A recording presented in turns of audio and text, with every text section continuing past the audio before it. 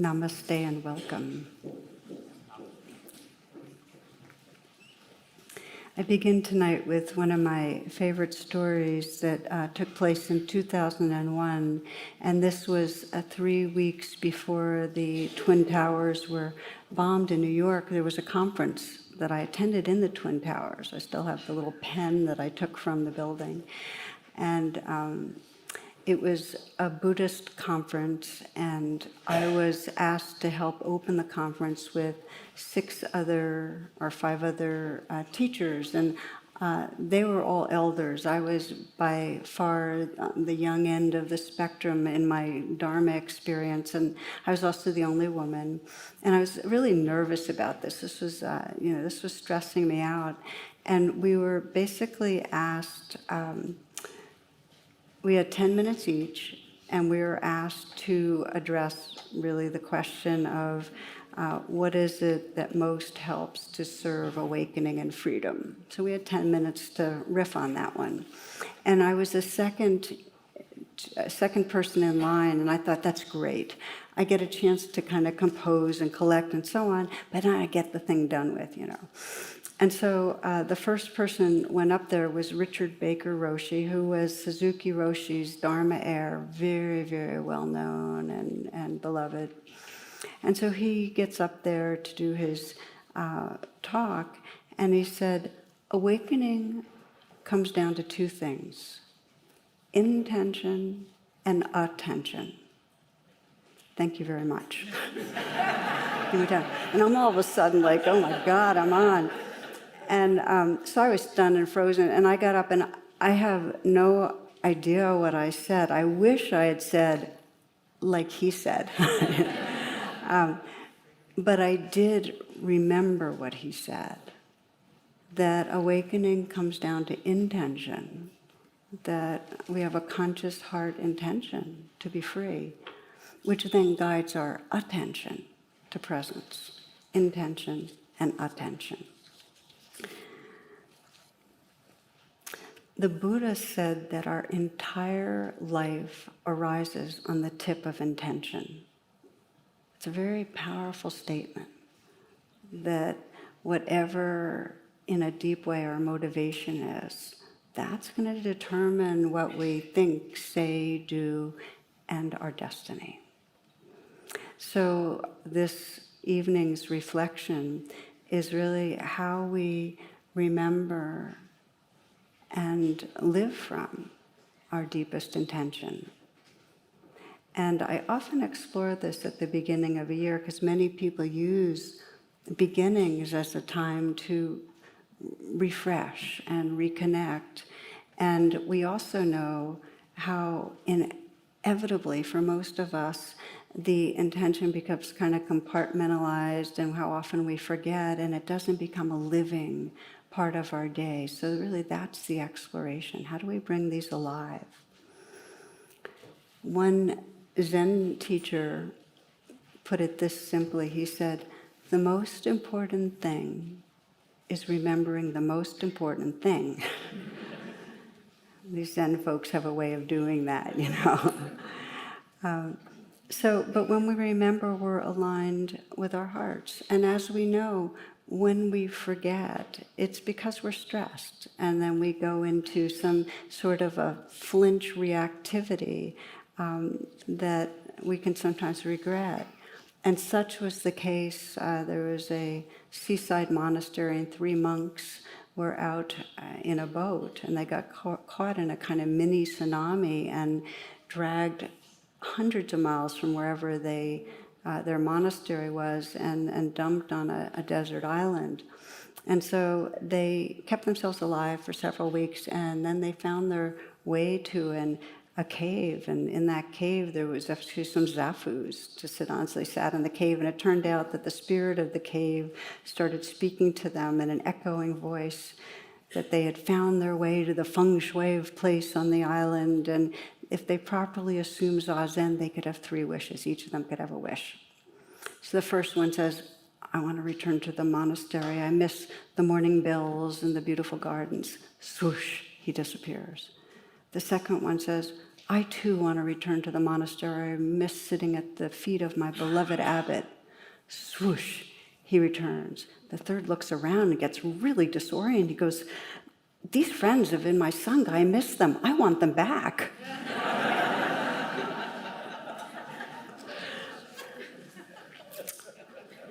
So our intentions are layered. This is probably the feature we're going to keep coming back to the most. And some arrive from our more primitive brain, our limbic brain. And that's the wants and the fears and the emotions that drive us. And some come from our more recently evolved brain, where we have this capacity to see the bigger picture. We have this capacity for perspective and for mindfulness and for compassion and for sensing a mutual belonging. And some of our intentions come from there. So we're going to really be looking at how to move from limbic-driven intentions to liberating intentions. That has a kind of nice sound, doesn't it? From limbic intent to liberating intent. That'll be the name of the talk. So anyway, the basic teaching here is that you might have a kindness as a deep intention for your life. For myself, that's part of my morning prayers is, in some way, please may I be kind. Please teach me about kindness.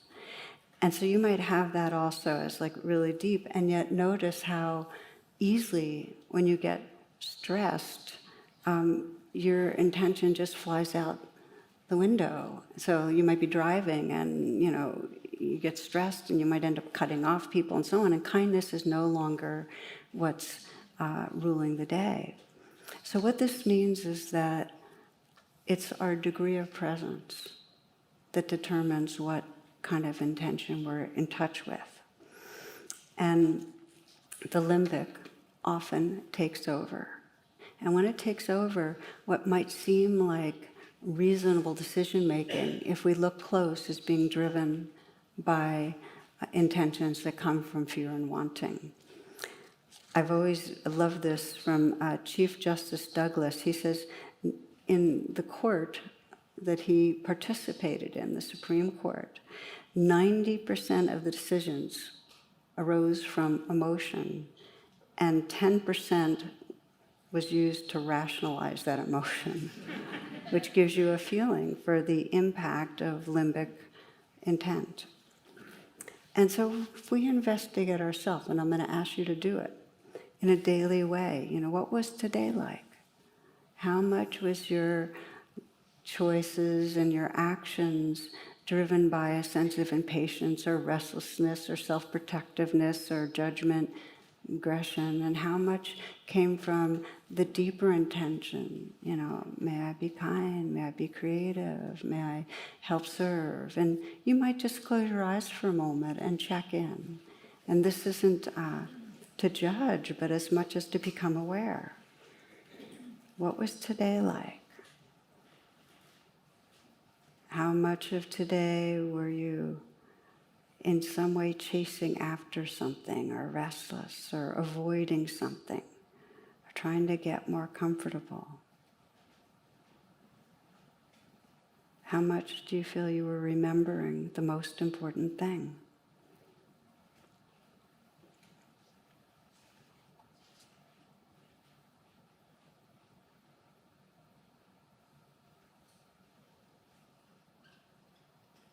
In one of her poems, Mary Oliver's kneeling and praying in a field, and she's contemplating with wonder a grasshopper who's gazing around with enormous, complicated eyes. And here's what she writes.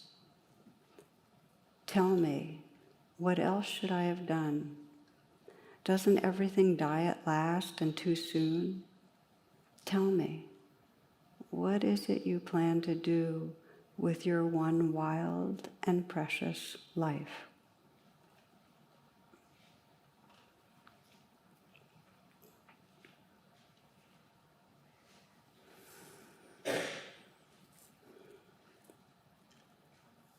You can open your eyes if you'd like, or if you enjoy listening with your eyes closed, that's fine. So, as mentioned, you may have in your your mind a sense of what most really matters to you. And yet, as we know, we all get overtaken by the wants and fears of our limbic system. Every one of us, we can really see it on a societal level. And it's important to notice that. Many would say that there's a current spike in fear around the globe. And our nervous systems can kind of feel it. And the more fear and feeling separate comes together. So along with the spike in fear, there's more us, them. It just happens. There's more of a tendency to put down others, to punish or violate others. When there is fear, we see it directly in the racism in our society. In those of other religions right now, Islam becomes the focus for Americans, or a hatred of Americans. It's the hatred and the violence just picks up. And we can see how it's then fueled when leaders are caught in a kind of limbic reactivity, and they do aggressive acts, culturally insensitive acts, horrific acts, that then just spur on more cycles. I know you understand what I'm saying. It's just part of, it's not bad people, it's a limbic hijack that happens culture-wide. And we can see it, the limbic grasping and decision-making that happens around the climate, that when there's greed, those that have power and money don't want to face climate change.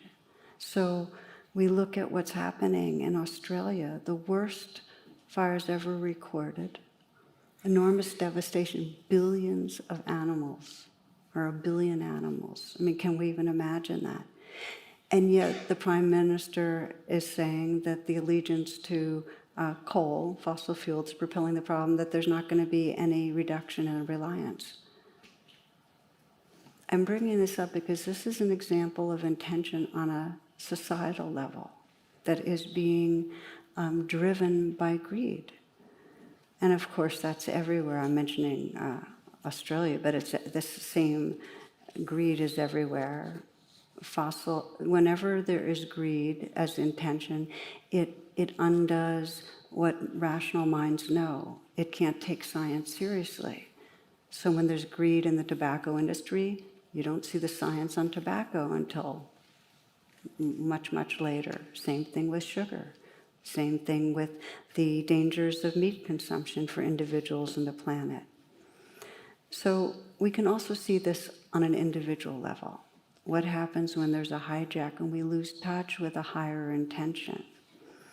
And you can watch it for each of us. When we're hijacked by greed or by craving, it's me first. And it's us having to have our way. And we're not sensitive to others' needs. When fear is running the show, what happens? We judge, we push others away. One woman told me one of her hugest openings was, do I want to be right or do I want to be open-hearted? When we want to be right, that's the limbic hijack again. So we're looking at this, but it happens in a daily way, in very small ways, where we move through the day, and it may be that instead of presence, we become hijacked by the intention to look good. One woman, and this was some years ago, described her experience in New England. She would go to summer there, and she vacationed in the same town as the actor Paul Newman. And one of the things she would do is every Sundays would go and get a hot fudge sundae or one of her favorite sundaes at the bakery. And one Sunday she goes in there she goes for a jog, and then goes in there, and there's the renowned actor with his baby blue eyes and dazzling smile. And her whole thing is, okay, keep it together, look good, don't look in his direction, you're a grown-up woman, you've got 3 children. And so she's doing this whole thing. This is the intention to look good. And she gets her sundae, or I think it might have been on a cone actually that she was ordering, and she's paying the clerk, and she glides out without a look in his direction. But when she gets to the car, she realizes she doesn't have her ice cream. Oh, gosh, she must have left it in the bakery. So she goes back in, but it's not on the counter. And finally, she looks over in his direction, and he says, "You put it in your purse."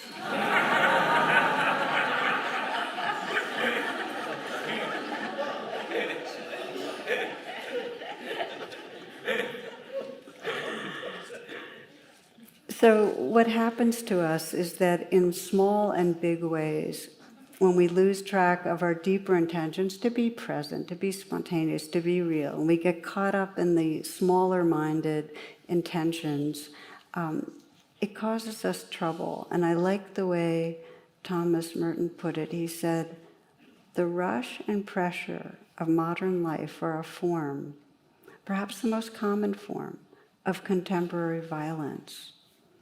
To allow oneself to be carried away by a multitude of conflicting concerns, to surrender to too many demands, to commit oneself to too many projects, to want to help everyone and everything, is to succumb to violence."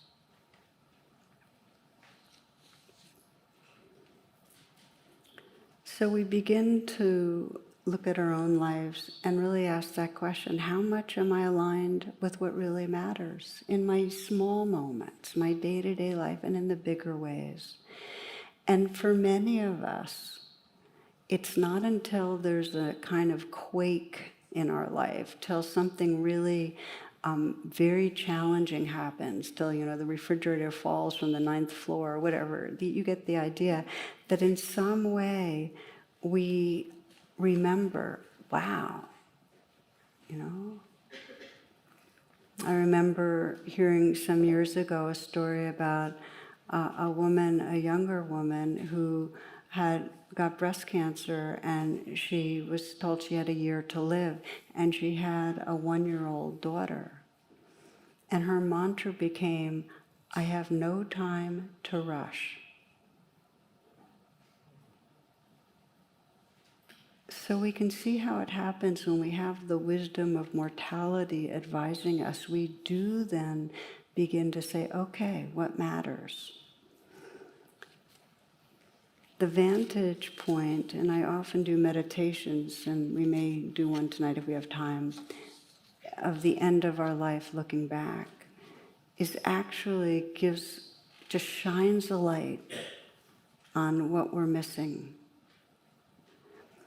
Rumi writes, "Gamble everything for love if you're a true human being. Half-heartedness doesn't reach into majesty. You set out to find God, but then you keep stopping for long periods at mean-spirited roadhouses." He's so amazingly contemporary, isn't he? But can you feel that if we're at the end of our life, what would we say matters? Wouldn't most of us say that today I live from love, that I felt love, that I was alive, here? And yet, I'd say sometimes what I encounter, and I run into this a lot when we have meetings at retreats and so on, is an undercurrent of disappointment, a feeling like, I feel like I'm kind of like gliding over the surface, kind of trying to take care of all the problems, but not really arriving. So let's look at now what helps us to awaken, to move from the kind of dominance of limbic intent to liberating intent. And here I'll share with you one of my favorite quotes from D.H. Lawrence. He says, "Men are not free doing just what they want. Men are only free when they are doing what the deepest self likes. And there is getting down to the deepest self. It takes some diving." So again, the message is it's layered. And we're not happy if we're operating off of the surface layers, the immediate flinch response of fix this, do that, solve that problem, protect yourself, defend yourself, be right, that is not going to make us happy. And we can go for decades That's the mean-spirited roadhouses. Where the freedom is if we keep remembering to dive every day, because this is an everyday practice, to remember what really matters. So there's we're going to look at it in terms of two ways of remembering. And one is an actual practice of sitting down and saying, okay, what's my deepest intent? And we do that some in here. Every time we do a meditation, we start by feeling the heart and sensing at least what's the intention for practice. So we're going to talk about that a little bit more, how we can actually, in our meditation, on purpose, deepen our sense of what our intention is. But I first want to spend a little time on daily life, because the biggest challenge is when we get stressed out and we are at a mean-spirited roadhouse, how we go, wait a minute, this isn't where I wanted to land. I really want to be living more from my heart. I really want to be more creative or spontaneous or present. So what we do is we start noticing our habitual ways of leaving. And then in the midst of that, we ask, what's my intention? We start noticing how often, how many moments what we're doing is to look good, to meet others' expectations, to fit in. One of the stories I've always loved, and who knows if it's true, but it's a great story, is Franklin Roosevelt. And it's said that he often endured long receiving lines at the White House. And it was hard for him because he complained that nobody actually connected. They didn't actually pay attention to what he was saying. So there was no real contact. So one day he decided to try an experiment. And as he went down the line, he shook everybody's hand and he murmured to them, "I murdered my grandmother this morning."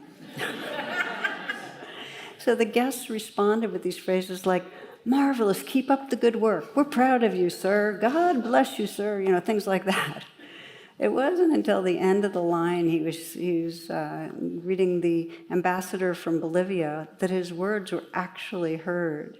And nonplussed, the ambassador leaned over and whispered, "I'm sure she had it coming."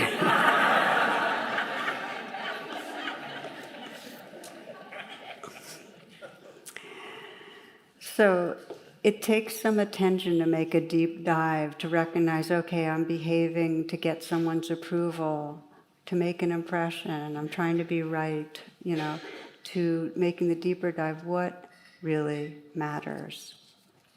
I'd like to give you an example that touched me.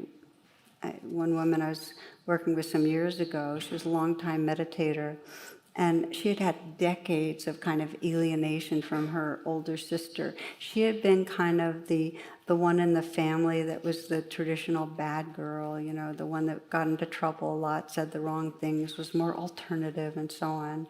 And her sister, just kind of didn't want anything to do with her. But their dad had died, their mom was unwell, they were kind of forced together with her for the holidays, and so they had to be together.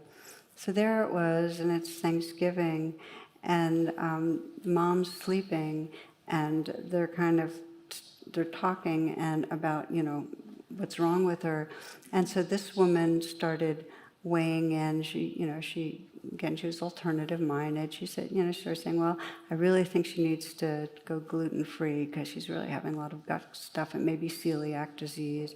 And she's less meat, with her heart like it is, the cholesterol, and the omega supplement she needs. And her sister kind of interrupted, and she said, I know you're into this stuff, but you're no doctor. Well, as you know, with family conflicts, it doesn't take much for something to go stab in the heart, and that's what it was. And she lashed back, and you don't have to be a doctor to know about good nutrition, but it escalated. She left the room, and it was just a repeat of hundreds of times with her sister, of feeling completely put down, disrespected, and so on. So she started practicing with it, and she was I don't know where she got to do a timeout, but she started asking about her intention, because that is such a powerful question. When you look at what's just happened, you say, well, what was my intention? What was I trying to get? Well, she was trying to get respect, which is a fine thing to do. She was trying to be seen, and she wanted to be right. So she just admitted that to herself, and she felt the very young place in her that wanted respect and always felt like she was made wrong, and she offered self-compassion. Now I'm going to pause here and say, when you're investigating intent and you find a limbic intent, like me, approve of me, etc., the idea is not to say, oh, bad, this is limbic intent. The idea is to sense the unmet need and be kind. That's the only way you unhook from limbic intent. Does that make sense? Okay, so she saw the need to be, respected, to be important, to be right, and she offered that young part of her care. And then she asked herself, what's my deepest intent? And her deepest intent was to connect, was loving connection. That's what she really wanted. It was like the approval and being important was a way to mattering, to being loved, okay? That was her deepest intent. And of course, she couldn't get it as long as she was going after getting the respect, she couldn't get it. So she had this prayer that she released the demand that her sister treat her a certain way. Just release that demand in her mind. So there she is. She has her intention, and her intention is just connection. And the rest of the evening was more relaxed, didn't need to, nothing major happened. They got together again at Hanukkah. And there was more ease, and they kind of laughed over some family story. And later that evening, her sister told her what a tough time she was having with her teen, and something had shifted, and her sister even said, thank you for being such a good listener.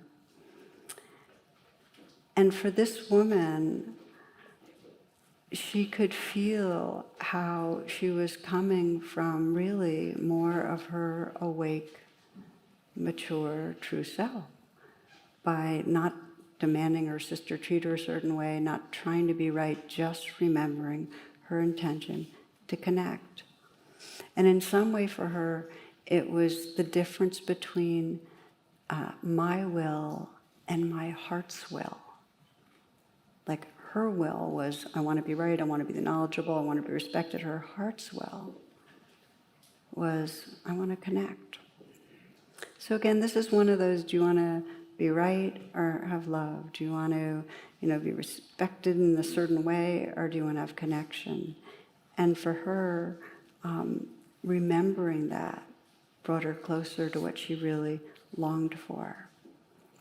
So I want to invite you to do a reflection. We're going to do something similar to this.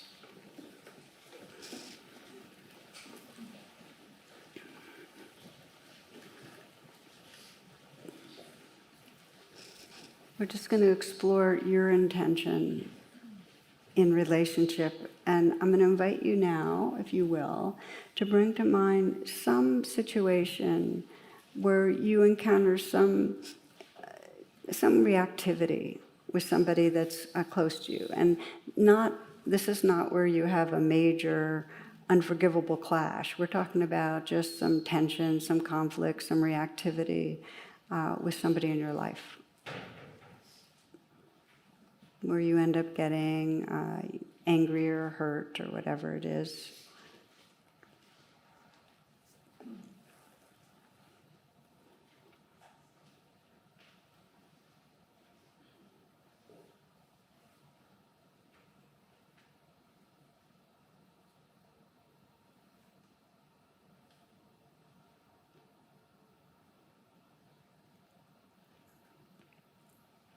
And once you have a person in mind, see if you can bring to mind a situation that's representative of what happens.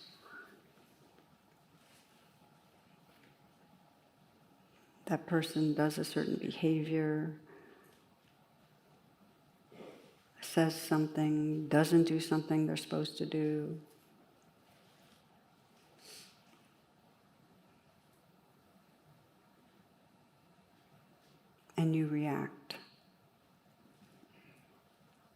some situation where you're reacting in a way that you perhaps wish you wouldn't.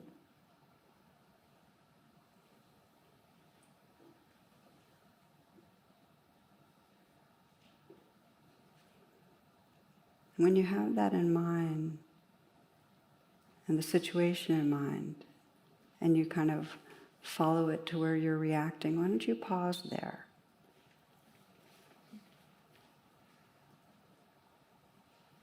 And ask yourself, okay, so what's the current intention driving this? What am I trying to get? Is there some unmet need here for, I feel like somebody is, if they care about me, they'll do something a certain way, or is your intention to have your way for another reason, or something you're afraid of?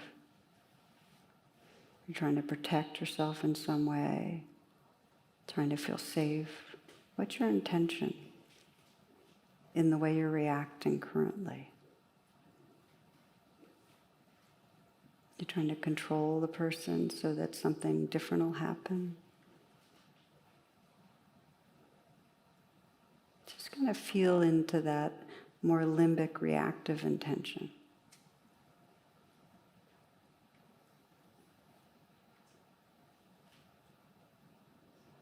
And whatever it is, whatever you're really wanting, fearing, that's driving you, regard the part of you inside that's sourced, that's really behind that with kindness. Offer kindness. For some, it's really an important time to pause and in a deep way, perhaps put your hand on your heart and say, I'm sorry, I care about this suffering. Offer care. You can't get down to a deeper intention if that part is not taken care of.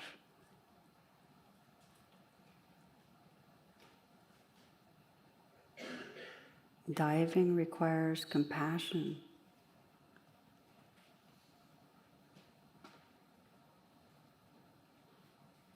And if you feel that you are with yourself, that you've offered kindness, then ask the deeper question. No, what really matters here? If we were at the end of our lives, something came up, what would I want to happen? What really would matter? What do I want with this person really? What's my intention? And you might sense, if you're connected with that intention, how would it guide you? How differently might you respond? What different choices might you have if you could connect with that?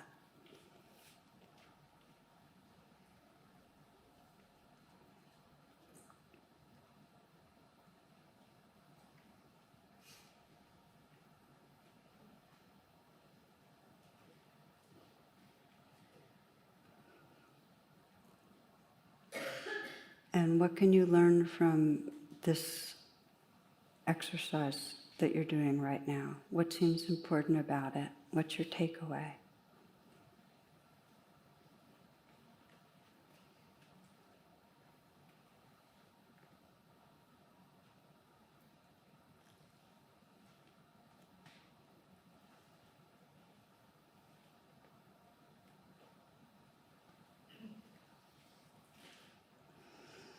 There's a saying that if you want to stop to be kind, you must swerve often from your path.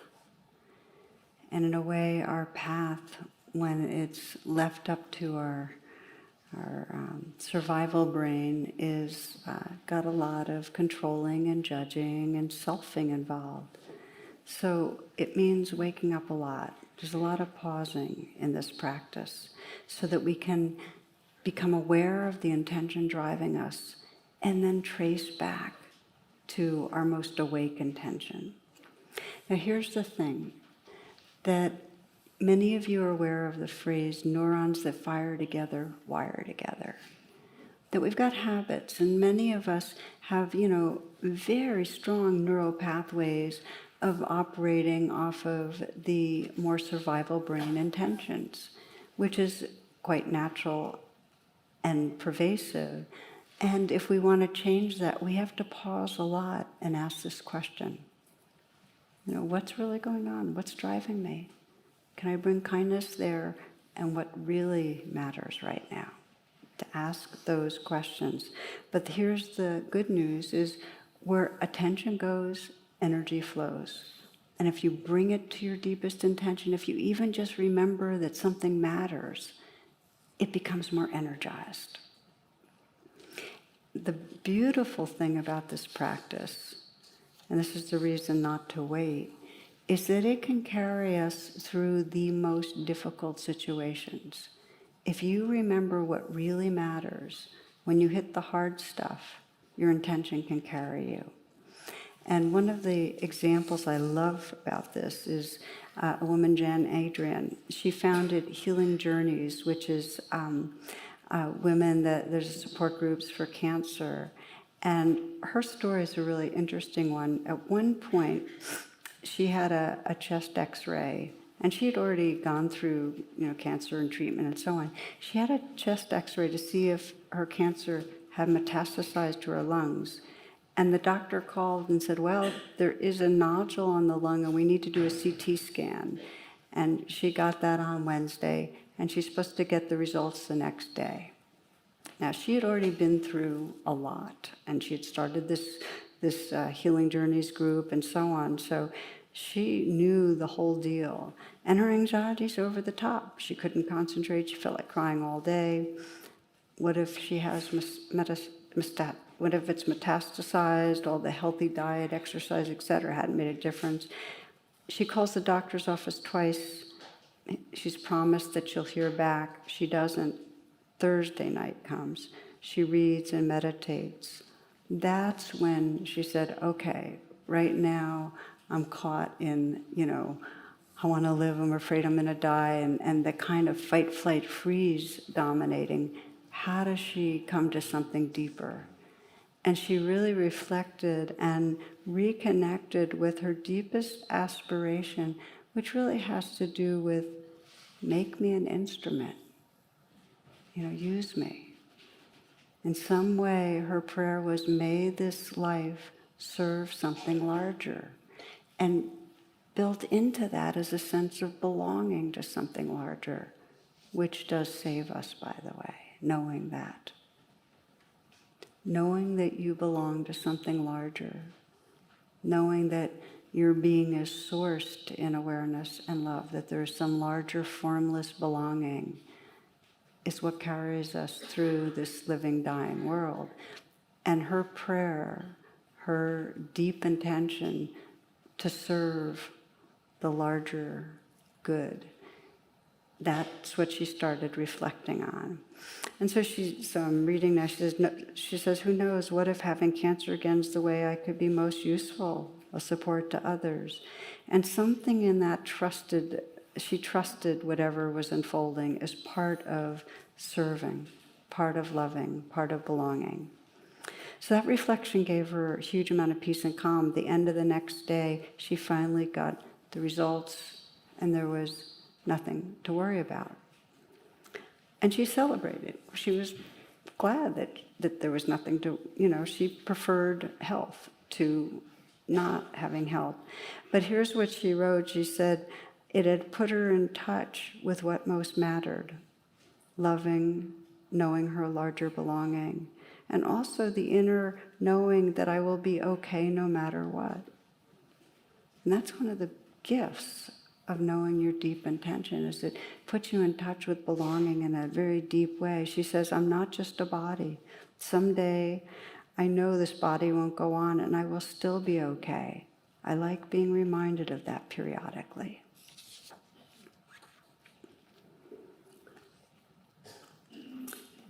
I am often asked, how do we know if what we have is a liberating intention?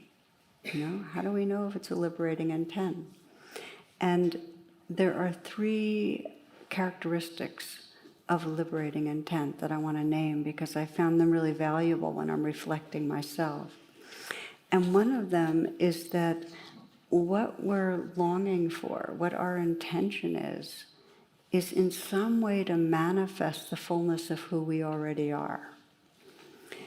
It's kind of the heart's, the call of our heart for homecoming to the fullness of what we already are. I love this story of the Bantu tribesmen who their children will be in a hut and they'll go around the hut to each sleeping child and say their prayer, "Be who you are." In a way, that's our intention, is to be all of who we can be, which means the fullness of love or wisdom or creativity. And that's, to give a contrast, what would not be a liberating intention would be the aspiration to bike across the country, which is a great intention, but it's not a liberating intention, because that doesn't have to do with manifesting our full potential. To create an app for instant samadhi, to make sure our partner uses the app so it'll change them too. These are not like liberating intentions. All right, so that's the first one. The first one is that it has something to do with manifesting our potential. The second is that it's embodied. If for an aspiration or intention to have power, you have to really feel it as a living embodied aspiration. You have to care about it. This is Oprah Winfrey. She says, before you agree to do anything that might add even the smallest amount of stress to your life, ask yourself, what is my truest intention?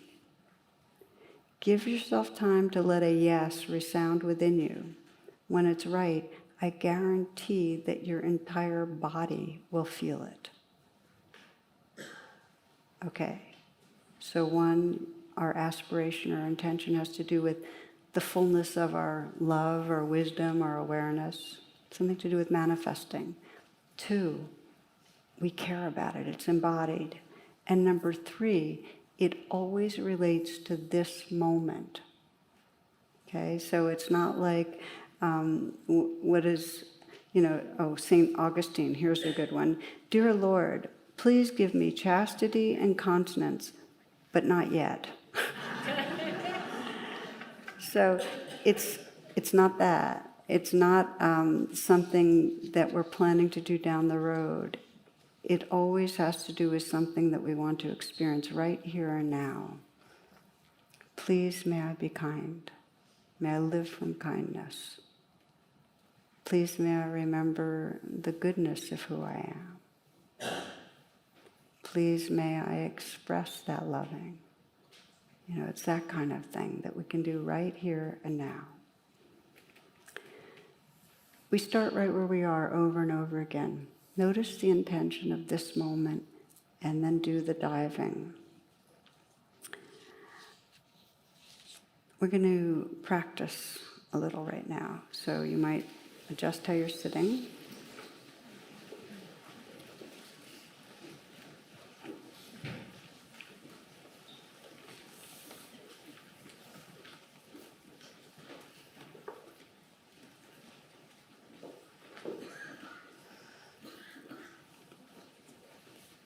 So as you close your eyes, we're going to be reflecting on deep intention. And what we've been exploring is that the more that we remember what matters, the more our daily choices, our actions, our words will be guided by that intention. In some way, remembering our intention allows us to more fully live from our goodness.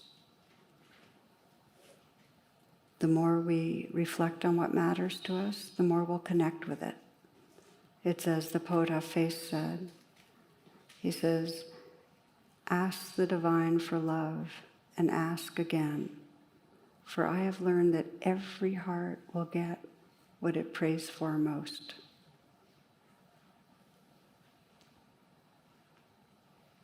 So we talked about how to trace back intention when we're caught in a kind of more shallow or survival kind of intention, grasping, judging, fearing.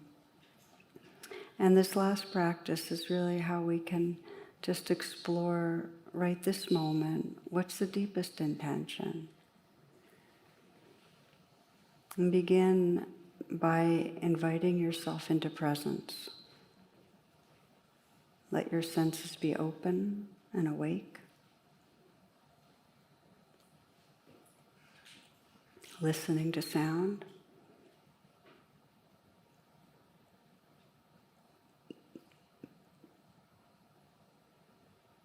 Feeling the aliveness of your body as it sits here, this breathing body.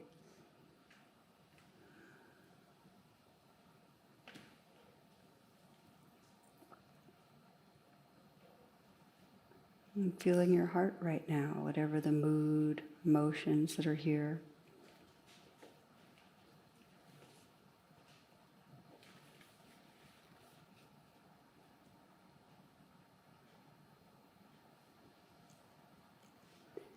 If you knew you had a year to live,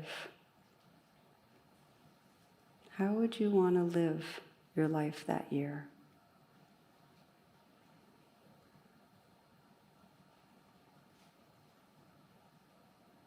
What would matter to you?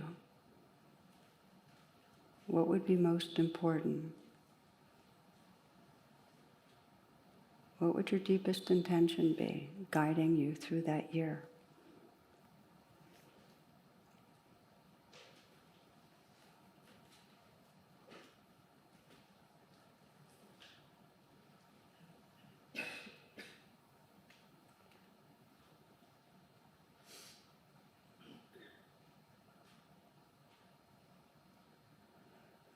And if you had a month to live, assuming you're not encumbered too much, how would you want to live? What would you do? And what would be that deepest intention that would be in some way guiding you?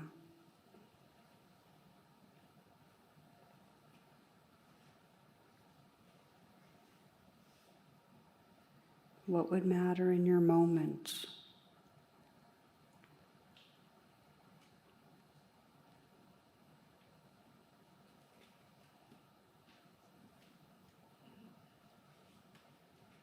If you had a day to live, how would you want to live that day?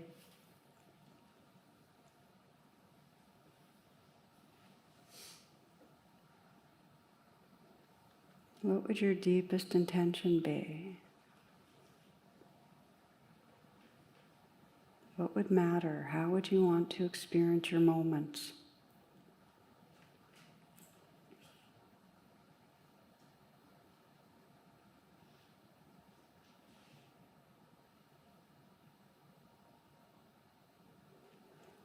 And if you're at the last few minutes of your life,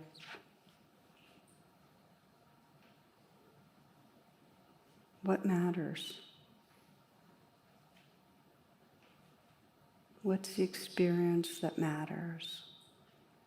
What's the knowing that matters?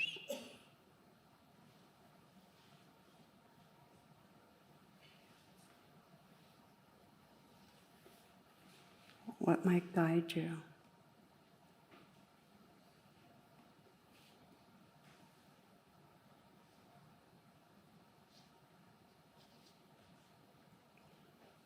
And if you bring that right here, right now, what matters in this moment?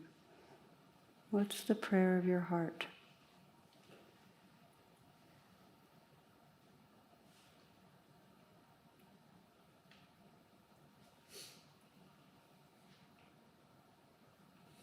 What do you want to remember? Over and over, what do you want to remember?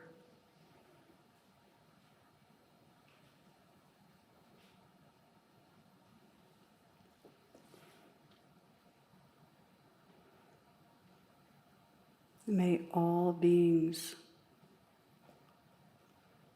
awaken to the longing of their hearts. May all beings be carried into belonging, into vast love and awareness, our true home.